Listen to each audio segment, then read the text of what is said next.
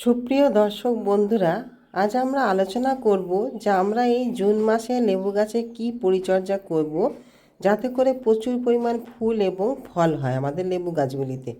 এমনকি যাদের গাছে ফুল হচ্ছে না, ফল আসছে না, ফল বড় হচ্ছে না, নানা রকম সমস্যা দেখা দিচ্ছে, গাছে বৃদ্ধি হচ্ছে না, সেসব সমস্যার সমাধান আমরা কিভাবে করতে পারি আর আমরা ঘরোয়া উপায় একটা লিকুইড খাবার, যেটা শক্তিশালী লিকুইড খাবার আমরা করে দেখাবো, যে লিকুইড খাবারে প্রচুর পরিমাণে যেরকম ফুল আসবে, ফল হবে এবং গাছের সমস্ত সমস্যা দূর হবে।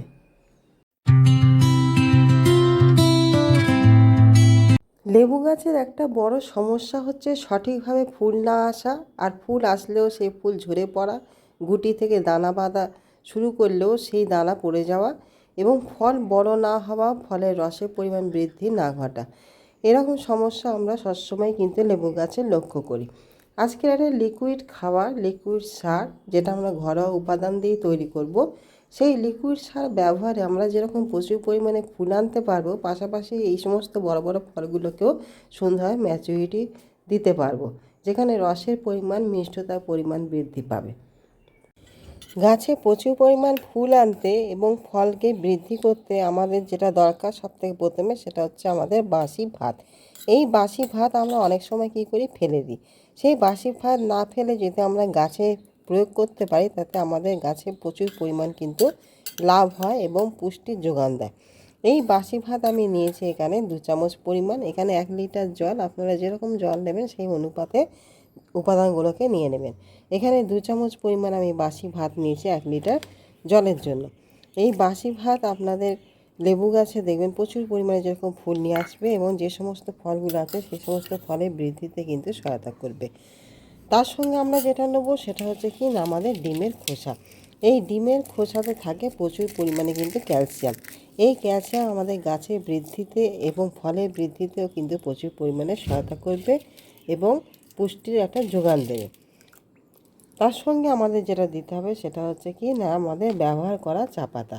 এই ব্যবহার করা চা পাতাও আমরা কি করি, ফেলে দিই। আমরা না ফেলে দিয়ে যদি আমরা ভালো করে ধুয়ে হালকা শুকিয়ে নিতে পারি রোদে, তাহলে কিন্তু আমাদের গাছের নাইট্রোজেনের যে ঘাটতি, সেই ঘাটতি কিন্তু দূর করতে পারে।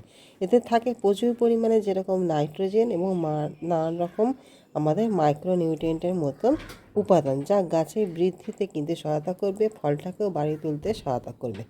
তার সঙ্গে সবথেকে ভাইটাল যে জিনিসটা, সেটা হচ্ছে আমাদের পেঁয়াজ। এই পেঁয়াজ, একটা পেঁয়াজ এইভাবে খুশিয়ে এবং ঝাল সমেত সুন্দর করে দিয়ে দিতে হবে। এইভাবে সমস্ত উপাদান দেওয়ার পরে আমাদের 48 ঘন্টা এটাকে ভিজিয়ে রাখতে হবে।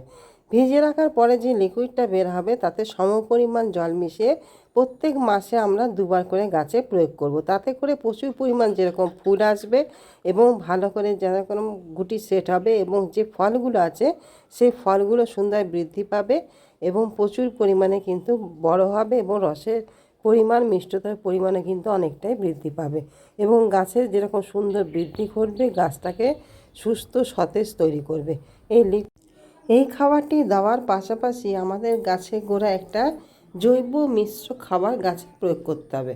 কেন জৈব মিশ্র খাবার খুবই প্রয়োজন আমাদের গাছে ফলগুলোকে বৃদ্ধি করার জন্য এবং পাশাপাশি যাতে গাছটা বৃদ্ধি করতে পারে, গাছটা সুন্দর তৈরি হতে পারে, তার জন্য কিন্তু জৈব মিক্সড খাবার কিন্তু খুবই প্রয়োজন আমাদের কাছে। বন্ধুরা, এখানে যে খাবারটা দেখতে পাচ্ছেন খুবই গুরুত্বপূর্ণ, কিন্তু এই সময় আমাদের এই খাবারটা প্রয়োগ করা। কেন আমাদের গাছে ফলগুলো কিন্তু দ্রুত বৃদ্ধি পাবে, তার জন্য কিন্তু প্রচুর পরিমাণে কিন্তু নিউট্রিশন দরকার। সেই নিউট্রিশনের চাহিদা কিন্তু আমাদের মেটাতে হবে এই খাবার দিয়ে।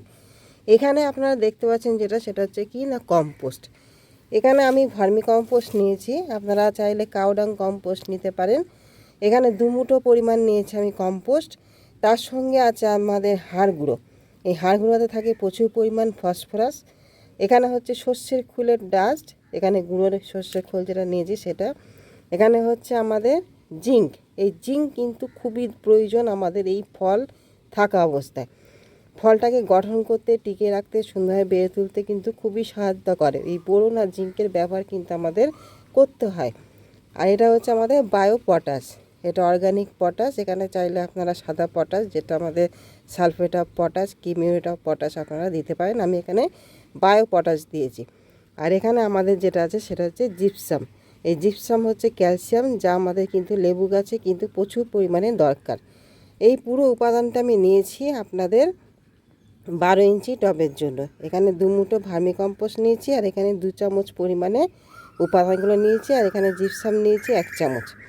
আপনারা এই খাবারটা এই মে মাসের এখন শেষ, এই মে মাস কি জুন মাসে আপনারা অবশ্যই কিন্তু এই খাবারটাকে গাছে প্রয়োগ করবেন।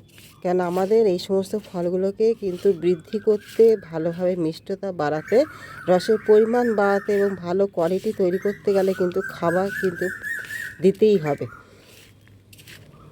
ভালোভাবে আমরা খাবারটাকে মিশিয়ে নেব, মিশিয়ে নিয়ে আমরা কিন্তু এই খাবারটা গাছে প্রয়োগ করব।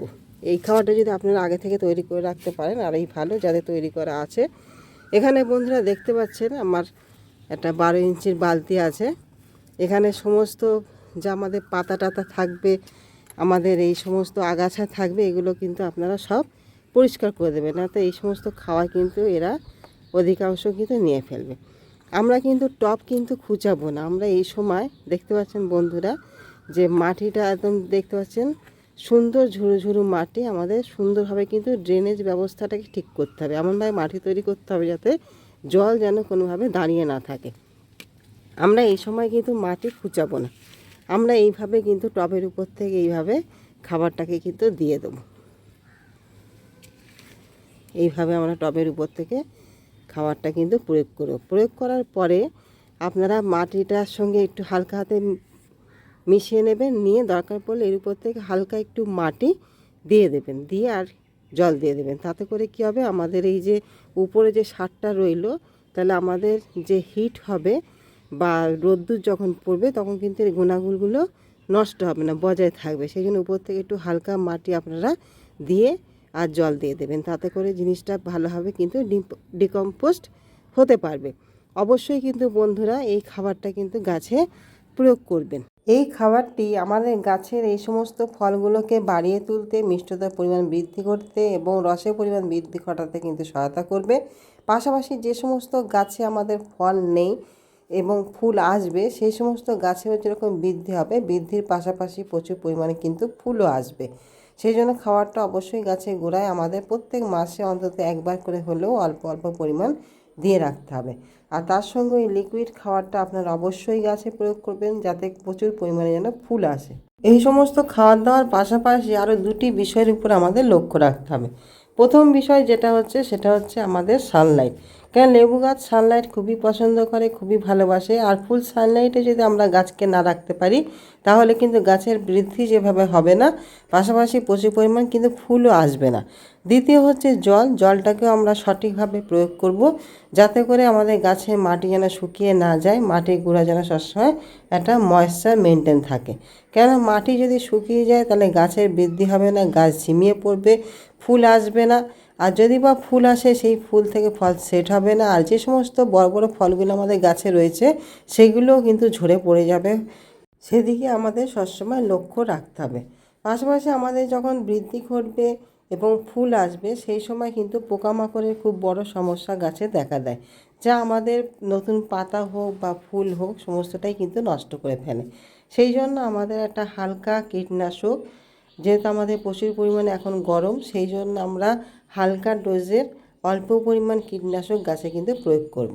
এই সময় যে সমস্ত গাছে বন্ধুরা আপনাদের গাছে ফুল নেই, সে সমস্ত গাছে আপনার একটা ভালো পিজিআর, এখানে যেটা সবথেকে ভালো কাজ করবে সেটা হচ্ছে কি না মিরাকুলান। এই মিরাকুলান গাছের বৃদ্ধির পাশাপাশি আমাদের প্রচুর পরিমাণ ফুল আনতে কিন্তু সহযোগিতা করে।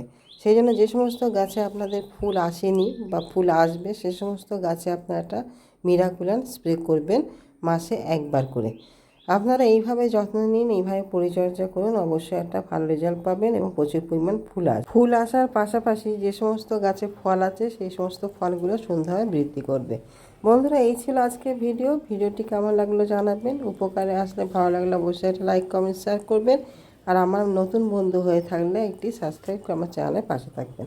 তাহলে আগামী দিন আবার নতুন কিছু নিয়ে চলে আসবো। এতক্ষণ ধরে ভিডিওটি দেখার জন্য আপনাদের সকলকে জানাই অসংখ্য ধন্যবাদ।